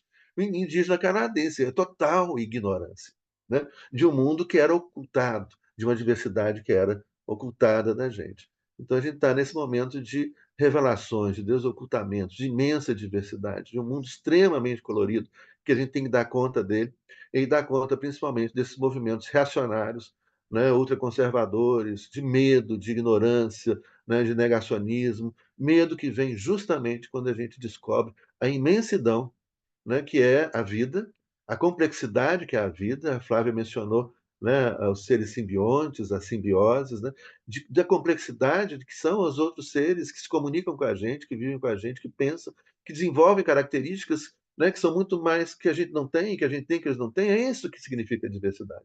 A gente tem um monte de coisa que as outras pessoas, as outras culturas não têm, e as outras têm um monte de coisa que a gente não tem. E, portanto, a oportunidade que a gente tem de aprender é justamente com aquele que tem algo que a gente não tem. Se todo mundo, se cada um fica na sua bolha, né, pensando do mesmo jeito, falando do mesmo jeito, falando, não vai ficar do mesmo tamanho para o resto da vida. A gente só cresce a partir da diversidade, a partir da alteridade. A partir da alteridade com todas as formas de vida, com todas as civilizações, com todas as culturas, com todas as espiritualidades, né, a gente só tem um jeito de aprender, de crescer, né, e de percebendo que esse planetinha aqui, né, maravilhoso, sensacional, é um planeta em meio a bilhões, né, bilhões de planetas, bilhões de estrelas, que são bilhões de galáxias, né, com bilhões de universos, e ainda com universos paralelos. Né? Olha que coisa, os multiversos. É muita coisa, gente. É muita coisa para a gente ficar, né, afirmando que a Terra é plana, né, e que o nazismo é de esquerda.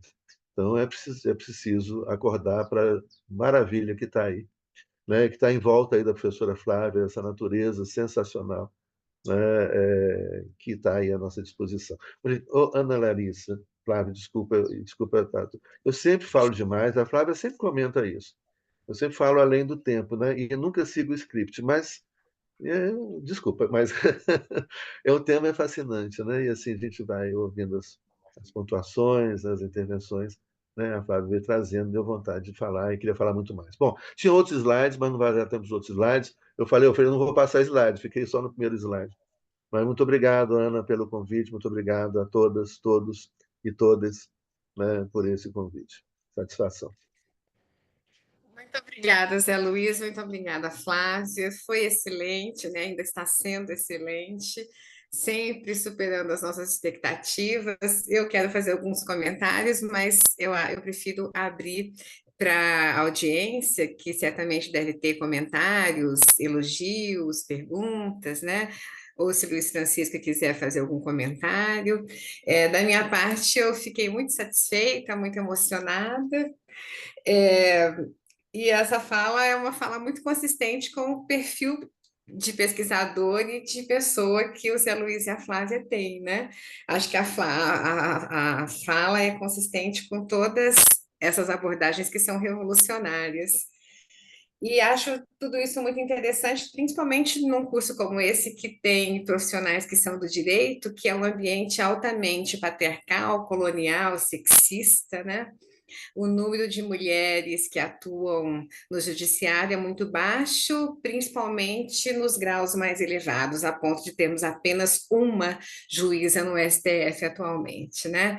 Não é à toa que há tantos projetos de lei, por exemplo, que pretendem criminalizar todas as formas de aborto, né? Então, isso tudo, acho que a gente tem muita coisa que a gente tem que desaprender, né? Tem coisas que a gente tem que aprender e outras que a gente tem que desaprender. Então, a sua fala, acho que nos ajuda a aprender, me ajudou e ajudou a todos a aprender algumas coisas e também nos estimula a desaprender outras, né? Que são importantes também. Eu queria fazer um comentário que nós temos um professor na Faculdade de Letras, que não sei se a Luísa e Flávia conhecem, ou se os alunos do curso conhecem, que é o Fábio Bonfim. O Fábio Bonfim é um dos maiores pesquisadores no Brasil em línguas indígenas. e ele acabou de lançar um livro sobre a morfologia de algumas línguas indígenas, inclusive o Banto, né? E ele mostra a relação da morfologia das línguas indígenas com alguns dialetos que são registrados em algumas comunidades populacionais do Brasil todo. Então, quando vocês comentaram sobre as línguas e como o padrão colonial provocou violência de várias formas, inclusive a violência linguística, né? O livro dele é muito interessante, então quem tiver interesse pode procurar o professor da Faculdade de Letras, Fábio Bonfim, nosso colega Luiz Francisco conhece muito, é uma referência nessa área de descrição das línguas indígenas. Então é isso, eu deixo aberto para a audiência, para o Luiz. O Romano está dizendo aqui, ele fez um comentário no chat, vou abrir aqui para eu ler. Está dizendo, encantado com a brilhante apresentação dos professores, parabéns e muito obrigado por compartilhar conhecimentos, ficaria o dia todo assistindo. Viviane diz, senti que tenho muitos paradigmas a serem superados, muito bem, o objetivo desse curso é esse, a gente estuda para isso, a gente deveria viver para isso, né? Exposição excelente, excelente como sempre significa que é uma fã constante, né? Ou um fã, é Ellen que diz isso. João Paulo, infelizmente, ele saiu mais cedo e aí agradece. Acho que seriam essas as perguntas. Aí vem a Bárbara, que diz aula excelente, muita coisa para desaprender, exato. As pessoas podem se comunicar pelo chat ou podem fazer perguntas também, né, abrindo o microfone. Eu acho que a Flávia colocou o link para o livro, para o e-book no chat, não foi, Flávia? Aí as pessoas devem ter visto. Ela pode até colocar de novo, se quiser e puder. E o Zé Luiz tem um blog, tem Instagram, a Flávia também tem. Se vocês quiserem colocar aqui no chat, é legal, porque as pessoas podem acompanhar, né? São tantas informações, o encantamento é tão grande que elas precisam de um tempo para processar, né? Aí é bom colocar, talvez, no chat alguma coisa.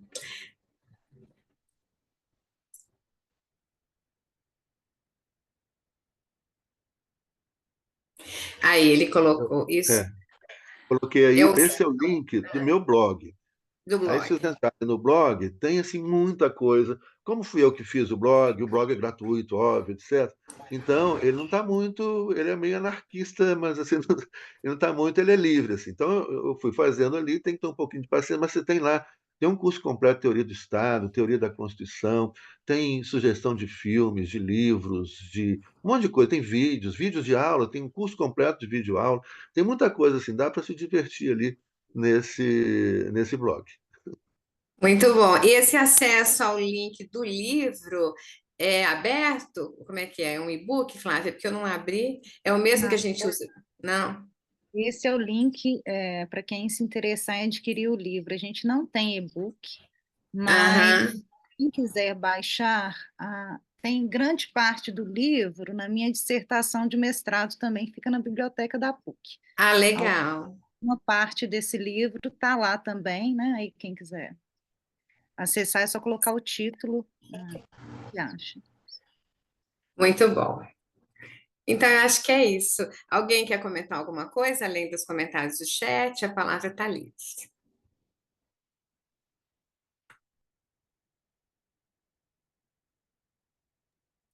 Ô, gente, pode fazer pergunta. Vocês já sabem que ele vai gostar de responder, né? Pela empolgação. Eu acho que tem uma pergunta da Karen aqui. Gostaria de agradecer, ou um comentário. Gostaria de agradecer pelas incríveis provocações. Karen tem razão. Como disse o professor José Luiz, estamos em um momento de desocultamento. Também gostei muito dessa expressão. Então, ela faz um comentário sobre a expressão desocultamento, né? E isso tem uma importância muito grande para a linguística, né? Essa naturalização e desnaturalização dessas palavras que provocam o ocultamento e o desocultamento, né? É algo que a gente vai trabalhar aqui. Muito bom. Ana, eu gostaria de sugerir um livro aqui também, que chama O Cogumelo no Fim do Mundo.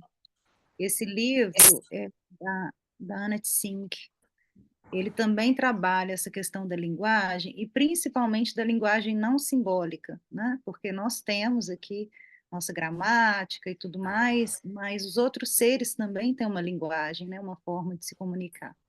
E ela faz uma analogia interessante em relação ao capitalismo, né? Ao sistema de produção, tudo isso que o direito vem aqui, porque a situação acontece, o direito vem depois, né? Tentando trazer alguma ordem, e no caso do direito ambiental, tentando prevenir, né, algum impacto.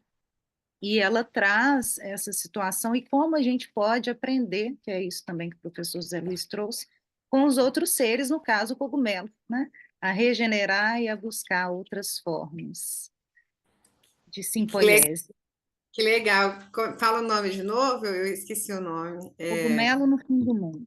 Cogumelo ao fim do mundo. Vou anotar aqui, talvez você coloque aí no chat. Muito bom, essas dicas de leitura são excelentes, né? São muito boas.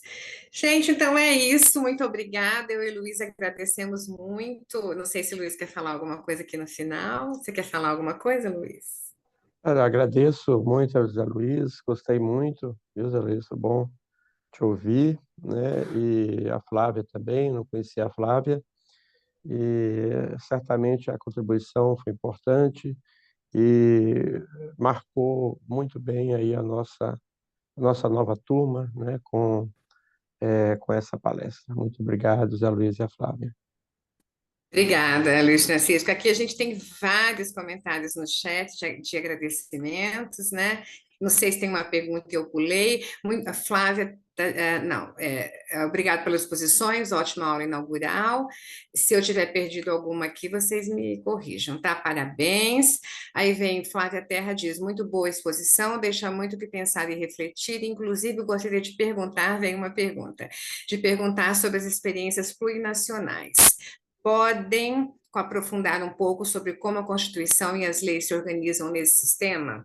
Pergunta importante, hein? Querem que eu repita? Deu para ouvir? Não, tá, eu estou lendo aqui. Quer Tá. falar? Eu falo? Bom, Rafaela.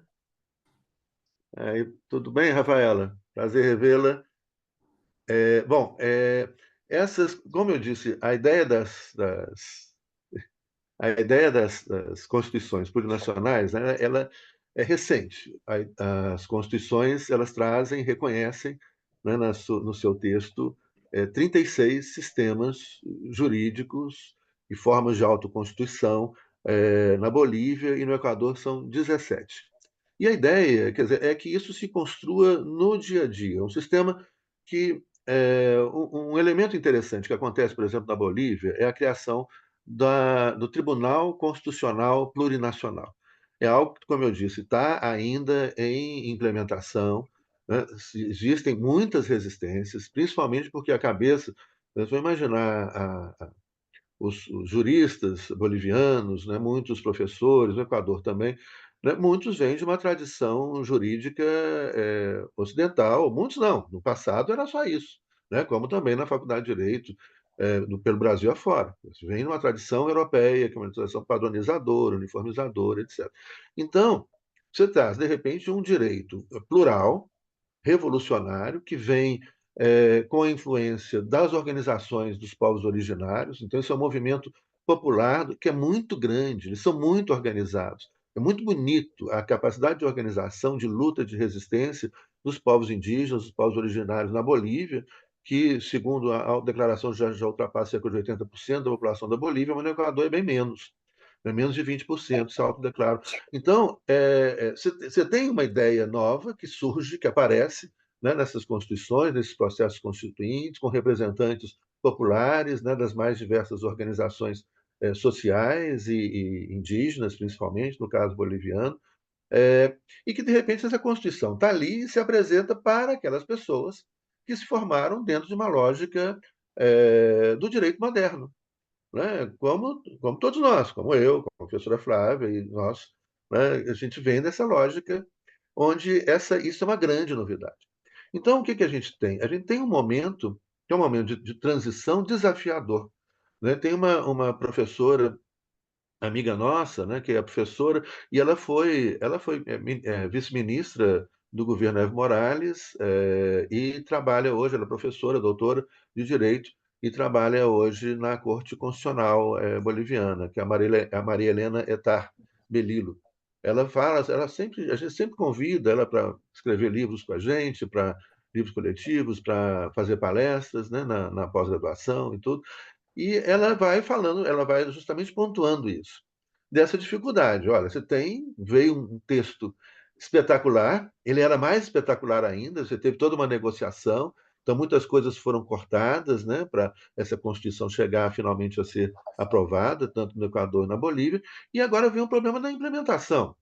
Você imagina só, eu citava no caso brasileiro que a Constituição de 1988 ela vem e afirma que homens e mulheres, está lá escrito com todas as letras, né, nos direitos fundamentais, individuais da nossa Constituição, no artigo 5º, que homens e mulheres são iguais em direitos e obrigações.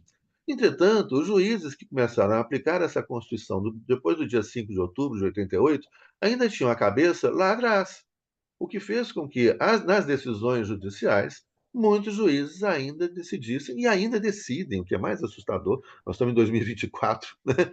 Ali a gente estava, né, em 1988, 1989, né? Até o novo Código Civil, por exemplo, muitos juízes ignoraram a igualdade entre homens e mulheres e aplicavam um Código Civil, dispositivos do Código Civil que não eram constitucionais, ou seja, que não tinham sido recepcionados pela nova Constituição de 1988. Então, o que significa? Você tem uma distância enorme entre um texto, produto da organização social, dos movimentos sociais, né, do movimento popular, democrático, mas ainda com um monte de profissionais formados e com a cabeça lá atrás que não conseguem entender isso e que vão aplicando aquilo que eles sempre fizeram a vida inteira. Então, isso acontece mais, né? O grau de transformação que acontece na Bolívia e no Equador, proposta nessas constituições, ele é maior ainda, né? Ele é gigantesco, né? Porque além da questão da diversidade com relação às mulheres, com relação às diversas culturas originárias, com relação ao direito da natureza, uma natureza com direitos. Né? E você falava isso aqui, ainda fala. Você fala isso aqui, muita gente fala, que absurdo, como é que uma árvore pode ter direito? No Equador, qualquer cidadão equatoriano pode requerer em juízo o direito de qualquer ser vivo. Isso é sensacional. Que a Flávia falou, isso é inerente. Então, não precisa afetar um direito de um ser humano para você defender o direito da natureza. Eu não estou defendendo a natureza por causa do ser humano. Eu estou defendendo a natureza, uma árvore, uma floresta, um rio, pela própria árvore, pela própria floresta, pelo próprio rio. Né? Isso é muito diferente. E como é que isso vai entrando na cabeça das pessoas? Muita resistência, que vem negacionismo, vem a raiva, que deriva do medo. Né? Então, isso está acontecendo na Bolívia. O Tribunal Constitucional Plurinacional da Bolívia, ele se pretende um tribunal pluriepistemológico. Olha que coisa sensacional. Aí eu comecei a falar, agora vou falar mais 1 hora. Não, eu prometo que eu vou acabar em 5 minutos. Mas olha o que significa um tribunal pluriepistemológico. Se você pensar o direito internacional público, né, a Corte de Haia, o Tribunal de Haia, né, o Tribunal Internacional, o Tribunal Penal Internacional, e outras cortes internacionais, a Corte Interamericana de Direitos Humanos, com sede em San José, na Costa Rica. Esses tribunais internacionais, eles não são pluriepistemológicos. Eles são internacionais, né, mas muito entre aspas, porque eles são modernos.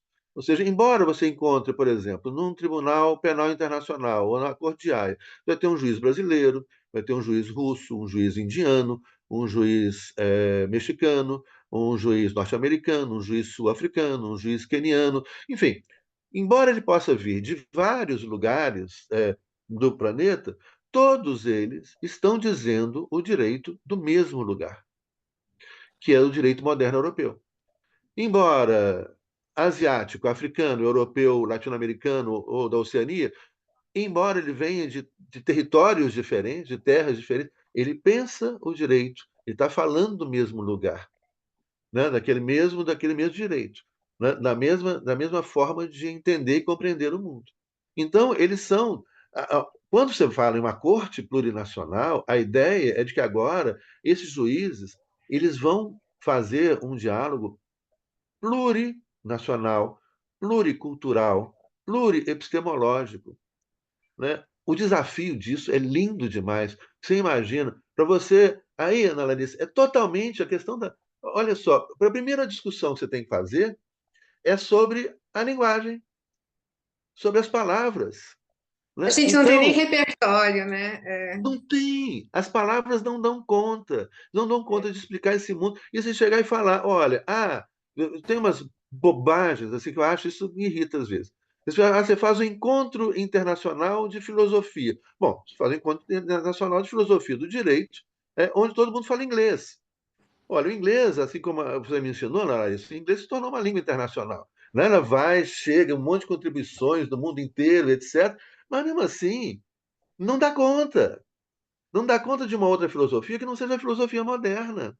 Né? Então, olha só, para você fazer um debate pluricultural, né? A ideia as constituições elas reconhecem o multiculturalismo, o interculturalismo, que é o diálogo entre as culturas, para produzir algo transcultural, completamente novo. Porque esse diálogo ainda, né, ele existe, mas é pontual e não, né? Enfim, ele é difuso. Então, essa interculturalidade requer da gente que a gente discuta antes como que a gente vai falar um com o outro. Olha que coisa. Quando eu falo liberdade, o que que o sujeito lá, né, do País Basco, lá do ETA, né, os Cáditas Catazuna, fala, Catazuna, o que que é liberdade? O que que é freedom? O que que é liberdade? Existe esse conceito em todas as línguas do planeta? O que que é igualdade? Como que se experimenta isso? Olha o desafio que é isso. Olha que coisa linda que é isso. E a ONU, o direito internacional, não chega nem perto disso, porque ele é europeu.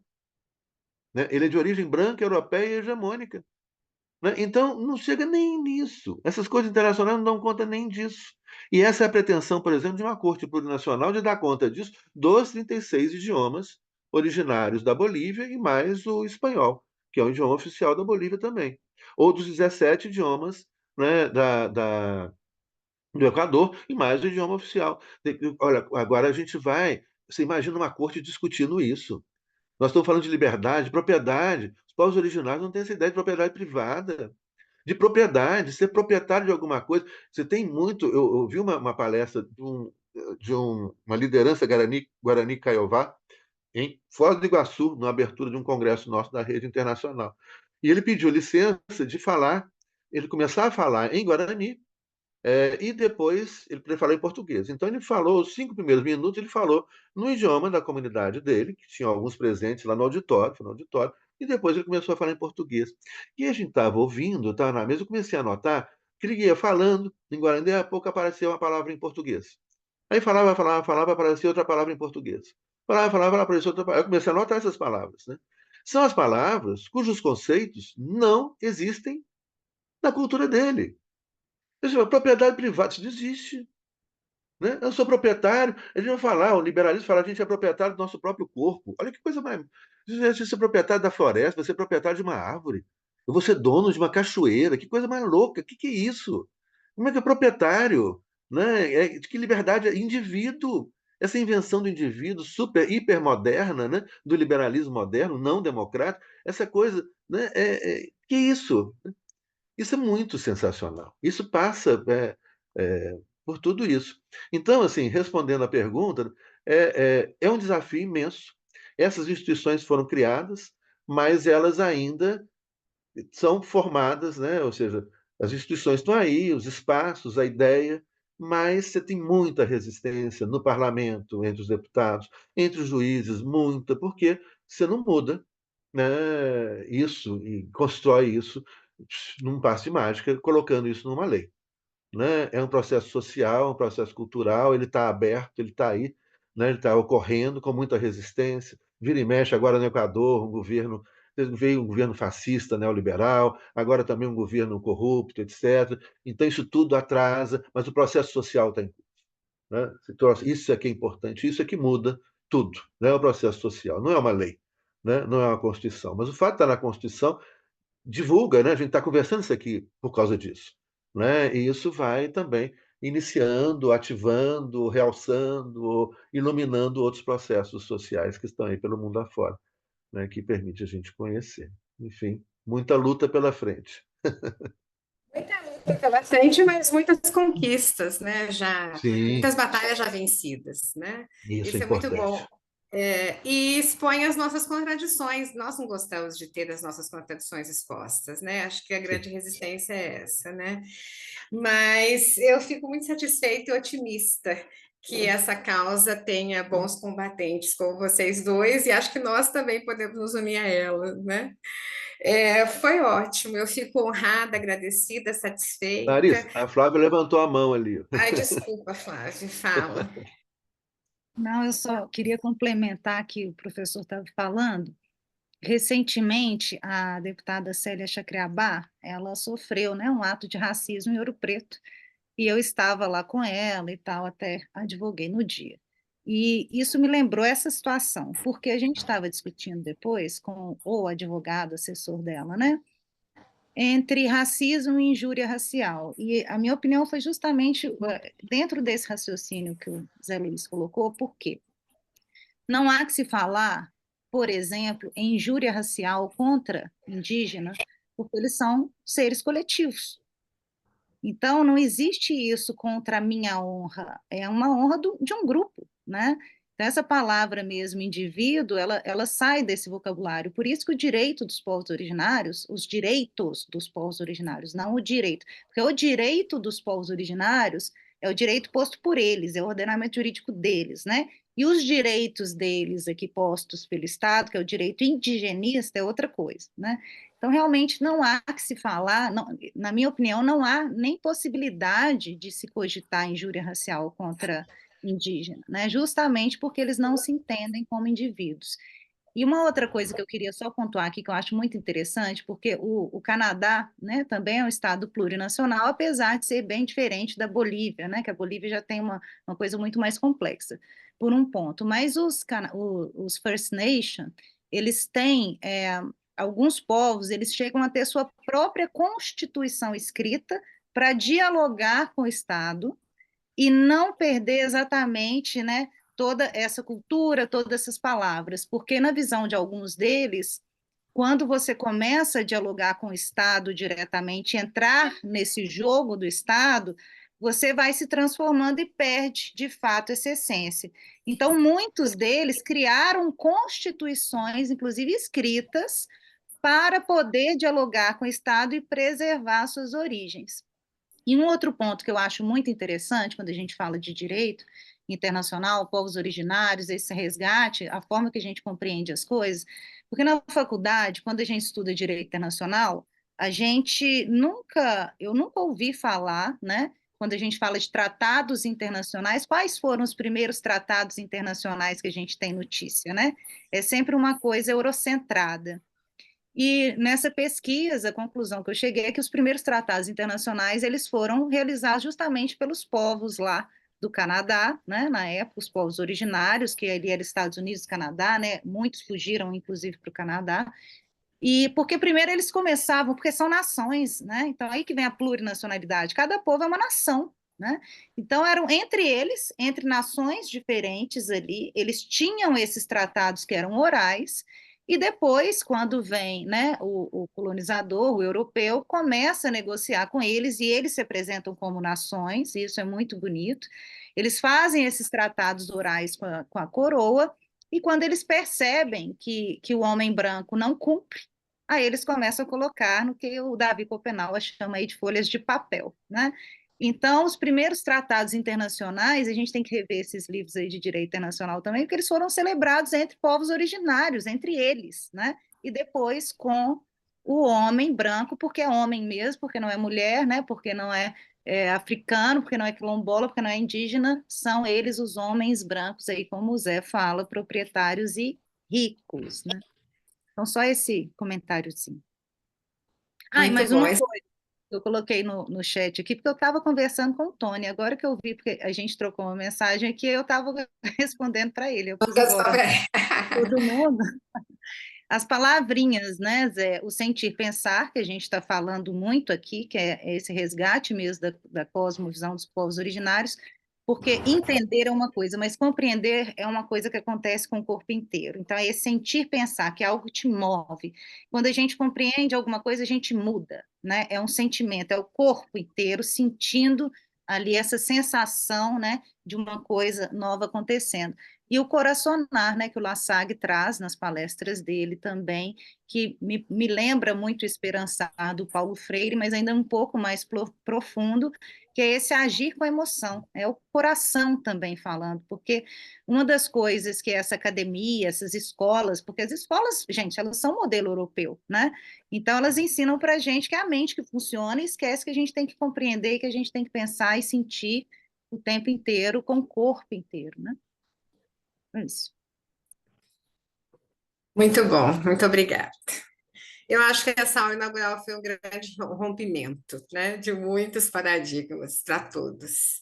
Foi ótimo, muito obrigada. Eu sei que eu tirei parte do repouso de vocês, que afinal de contas estamos num sábado em julho. Há poucos dias Zé Luiz fez aniversário, aproveito para cumprimentá-lo atrasado.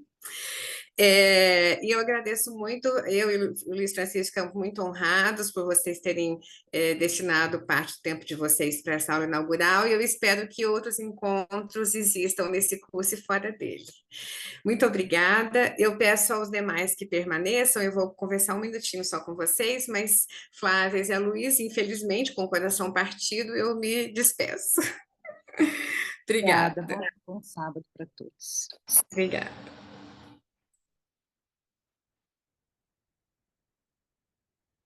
Luiz, só vou falar rapidinho com ele sobre o curso, né? Tranquilo. É mais destinado aos novatos, né? Aos veteranos, eu quero agradecer a presença junto com o Luiz. Aos novatos, a gente quer dar as boas-vindas. Nós dois somos os dois coordenadores do curso. Vocês também vão poder contar com o apoio da nossa equipe. A Isabel Santos é a tutora, que acompanha vocês em todas as disciplinas, participa de todas as aulas síncronas e gerencia o ambiente virtual das disciplinas, que é o Google Classroom. Nós temos também a Carla, que é a secretária acadêmica, que responde aos e-mails e também ao WhatsApp do curso. São pessoas que vão estar sempre disponíveis para auxiliar e contribuir com a formação de vocês, sempre que vocês precisarem. E, além de parabenizá-los pelo ingresso no curso, acho que não é pouco entrar num curso de especialização na Universidade Federal de Minas Gerais. Eu sei que vocês podem ser pessoas que residem em Belo Horizonte, mas muitos residem fora do estado. É um prazer para nós contar com a presença de vocês. Quero lembrar que o cronograma do curso para 2024-2 já está publicado, ele pode ser identificado em todas as nossas mídias, no Instagram, no nosso Facebook, também no nosso site. A primeira disciplina de 2024.2 é Grego Antigo na Linguagem Jurídica, que vai ser ministrada pelo Bernardo Lins Brandão, e ela entra no ar, no ambiente virtual do curso, no dia 3 de agosto, né? Bem proximamente. Vocês vão receber por e-mail o código para entrarem na disciplina no Google Classroom. E se tiverem qualquer dúvida quanto ao cronograma, é só visitar qualquer mídia nossa que o cronograma está lá, 2024.2, que essas disciplinas de 2024.2 vão ser ministradas, vão ser ofertadas para os alunos novatos que acabaram de ingressar e para os veteranos. Obrigada, é isso. E essa fala fica gravada também. É isso, né, Zé? Zé, Luiz. Uhum. O Zé Luiz, Sim. agora só tem um Luiz. Obrigada. Eu não sei se tem perguntas aqui, eu vi que tinha um chat. Eu acho que é mais pessoas gentilmente nos agradecendo, né? Levi aqui nos agradece. Muito obrigada. A gente também ficou muito feliz com a participação de vocês. E cumprimentos. É isso, então. Obrigada, gente. A gente se vê. Obrigada, viu, Luiz? Tchau, bom início de curso para vocês. Obrigada.